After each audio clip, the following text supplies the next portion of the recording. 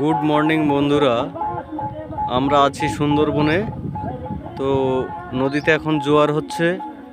তো সামনে যে নৌকাখানি দেখতে পাচ্ছেন, এই রকম নৌকা করে সুন্দরবনের মৎস্যজীবীরা নদীতে মাছ ও কাঁকড়া ধরতে যায়। বহু দূর দূরান্তর চলে যায়। দেখুন বন্ধুরা, জোয়ার হচ্ছে। একটু পরেই এই নদীর জল নিচে নেমে যাবে, অর্থাৎ ভাটা শুরু হয়ে যাবে। তো গাছে দেখুন সুন্দর সুন্দর ফুল হয়েছে। সুন্দরবনের জঙ্গলের বিভিন্ন জায়গায় এরকম প্রত্যেকটা গাছে ফুল ধরেছে।